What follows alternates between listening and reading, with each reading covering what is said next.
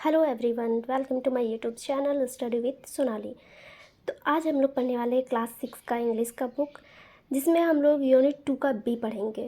जिसमें हम लोगों को एक पोएम पढ़ना है। पोएम का नाम है अ टीचर फॉर ऑल सीजन्स।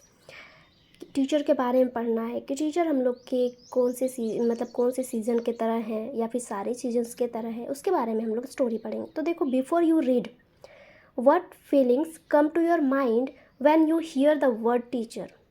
जैसे कि जब आप लोग शिक्षक शब्द सुनते हैं, टीचर शब्द सुनते हैं, तो आप लोगों के मन में क्या फीलिंग्स आता है, उसको लेके क्या भाव आता है।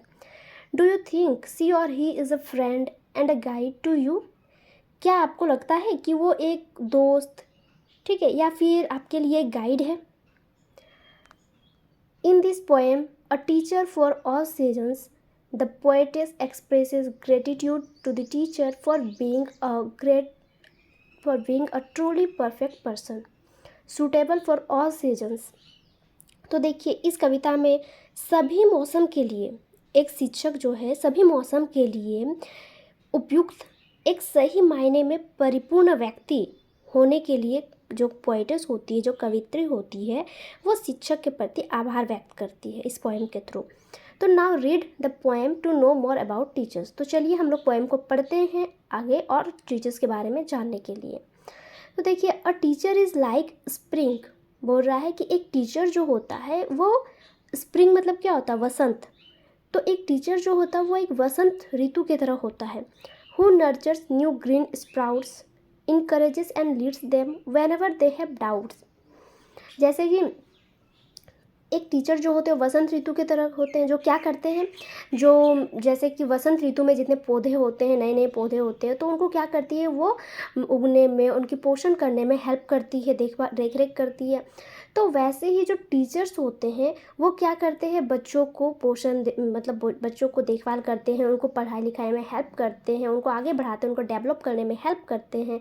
Encourages and leads them whenever they have doubts. और जब उन्हें डाउट्स होती हैं तो वो क्या करते हैं, उन्हें इनकरेज करते, प्रोत्साहित करते हैं और उन्हें लीड करते हैं, उनके नेतृत्व करते हैं, कि उन्हें बताते हैं कि ये कैसे होगा, कैसे नहीं, उनके डाउट्स क्लियर करते हैं। A teacher is like summer. एक टीचर जो होता है वो गर्मी के मौसम जैसा होता है। हुज सनी टेम्परामेंट, उनका जो खुशमिजाज स्वभाव है, टेम्परामेंट मतलब स्वभाव होता है, ठीक है, उनका जो खुशमिजाज स्वभाव रहता है। मैक्स स्टडिंग प्लेजर प्रिवेंटिंग डिस्कॉन्टेंट, जो पढ़ाई को बहुत अच्छा बना देता है, आनंदित बना देता है, कि बच्चे खुशी से पढ़ पाते हैं बिना किसी रोकथाम के, बिना किसी नाराज़गी के। A teacher is like fall with methods crisp and clear, lessons of bright colors and a happy atmosphere। एक टीचर जो होते हैं वो एक पतझड़ के मौसम के जैसे होते हैं, जो क्या होते हैं, क्रिस्प एंड क्लियर होते हैं। मतलब कि क्रिस्प और क्लियर बोलने का मतलब क्या, जो हमेशा स्पष्ट होते हैं, ठीक, जिनका मेथड बहुत क्विक और क्लियर होता है। तो मेथड मतलब तरीका होता है। Lessons of bright colours and A happy atmosphere, जो क्या करते हैं, नए नए पाठ पढ़ाते हैं, जैसे नए नए ब्राइट चैप्टर्स, हम लोग को ब्राइट कलर्स के रंगीले जो कलर्स के चैप्टर्स होते हैं, चैप्टर्स के बारे में पढ़ाते हैं, अलग अलग चैप्टर्स के बारे में बताते हैं। तो इससे क्या होता है, एंड हैप्पी एटमोसफेयर, और इससे क्या होता है, वे हम लोगों के जो वातावरण होता है उसको आनंदित बनाए रखते हैं, मतलब हैप्पी बनाए रखते हैं, खुशनुमा। A teacher is like winter. एक टीचर जो होते हैं वो सर्दी के मौसम जैसा होते हैं। While it's snowing hard outside, keeping students comfortable as a warm and helpful guide. देखो, एक टीचर जो होते हैं वो विंटर की तरह होते हैं, ठीक है, सर्दी मौसम के जैसे होते हैं, शरद मौसम के जैसे होते हैं।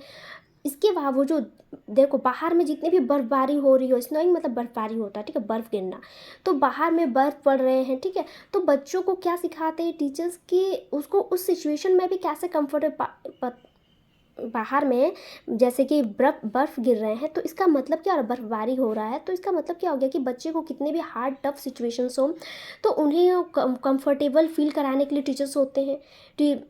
टीचर्स जो होते हैं उनको बताते हैं कि आप कैसे इस सिचुएशन में कंफर्टेबल रह सकते हैं। तो as a warm and helpful guide, जो वार्म और एक मददगार गाइड की तरह हमेशा हेल्प करते हैं स्टूडेंट्स के। Teacher you do all this things with a pleasant attitude, और हम लोग के पोएम के लास्ट स्टेंजा में क्या बोला गया है, teacher you do all things with a pleasant attitude, you are teacher for all seasons and you have my gratitude. यहाँ पे पोइटेस क्या बोलती है कि टीचर आप हम लोगों के लिए सब कुछ करते हो, ठीक है। You do all things, all this things, एक जो ऋतु जैसे स्प्रिंग, फिर फॉल, समर, विंटर, ये जो ऋतुएं जो होती हैं, मौसम जो होती हैं, वो जो करती है जो अपने फसल्स के साथ, तो वो आप भी हम लोगों के उसी तरह हेल्प करते हैं। आप भी उन मौसमों की तरह ही हो, with a pleasant attitude. With a pleasant attitude मतलब क्या, एक खुशनुमा एटीट्यूड के साथ, एटीट्यूड में रवैया होता है, एक खुशनुमा रवैया के साथ, एक सुखमय रवैया के साथ। You are teacher for all seasons, आप सभी मौसमों के टीचर्स हो, and you have my gratitude, आपको मेरा आदर प्रकट करती हूँ।